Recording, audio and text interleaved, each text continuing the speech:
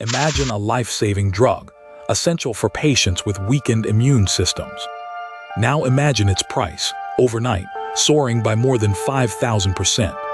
From a mere $13.50 a pill to an unthinkable $750. This isn't a dystopian novel.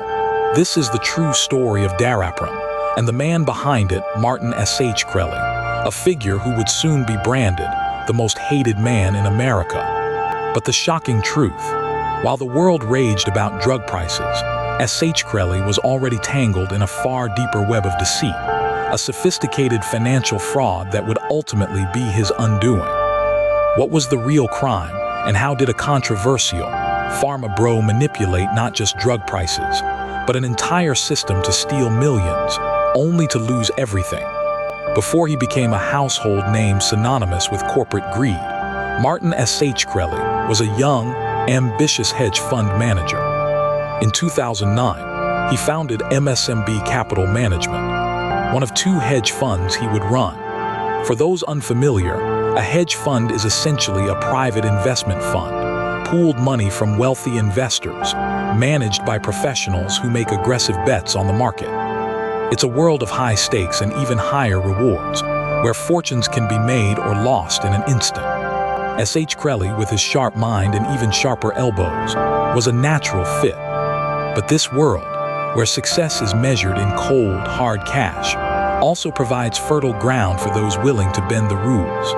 And Shkreli, it turns out, was more than willing to break them. Shkreli's ambition wasn't limited to the cutthroat world of finance. In 2011, he founded Retrofin, a biopharmaceutical company focusing on drugs for rare diseases. This venture appeared legitimate, a seemingly altruistic pivot from pure speculation to medical innovation. But underneath the surface, the cracks were already forming, just as Retrofin was taking off. Shkreli's hedge fund, MSMB Capital, suffered a catastrophic loss, $7 million on a bad short trade with Merrill Lynch. This wasn't just a setback, it was a ticking time bomb.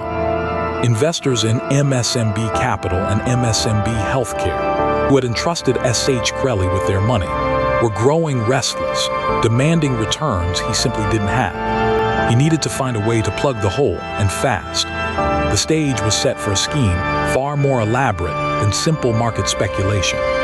So, how exactly did Shkreli pull off his financial deception? It was a classic, albeit complex Ponzi-like scheme. He had defrauded investors in his hedge funds by lying about their performance, assets, and overall financial health. He promised fantastic returns, painting a picture of success that simply didn't exist, luring in approximately $8 million when the funds inevitably cratered and his investors came knocking, demanding their money back. Shkreli faced a terrifying dilemma. He had no funds to repay them. This is where Retrofin, his pharmaceutical company, entered the picture.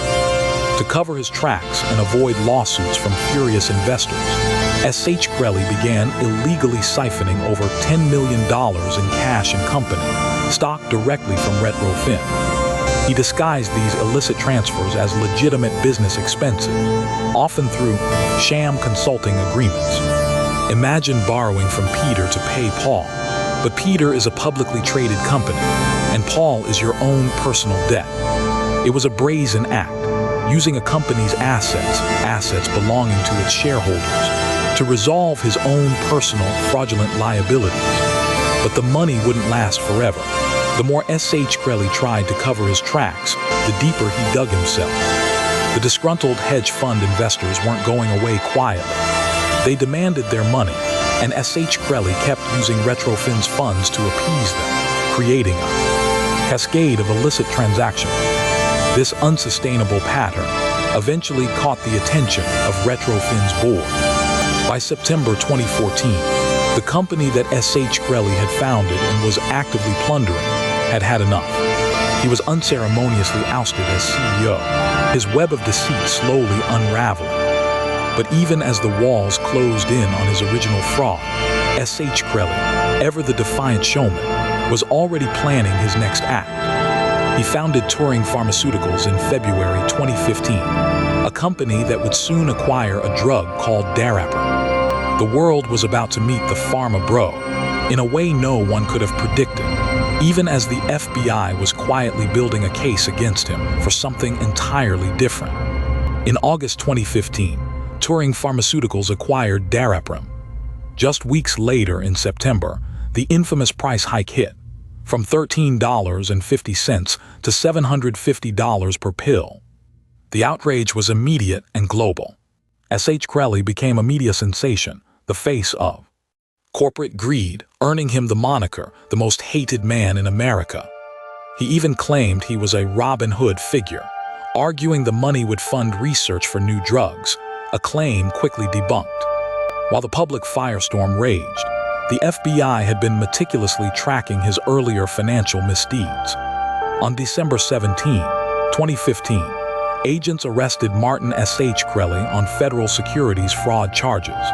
The irony was palpable. The man vilified for the Daraprim price hike, which, while unethical, was legal at the time, was actually being arrested for a multi-million-dollar Ponzi-like scheme he'd orchestrated years before. This wasn't about drug prices. This was about outright theft and deception. But his flamboyant behavior was far from over, and it would soon cost him his freedom, even before his sentence was handed down. The consequences of Shkreli's actions were devastating, touching countless lives. His fraud directly impacted around 21 hedge fund investors, some of whom eventually saw their money returned with Retrofin's ill-gotten assets. But Retrofin itself and its shareholders lost over $10 million. Merrill Lynch also took a $7 million hit. But the human toll of the Daraprim price hike was far more widespread.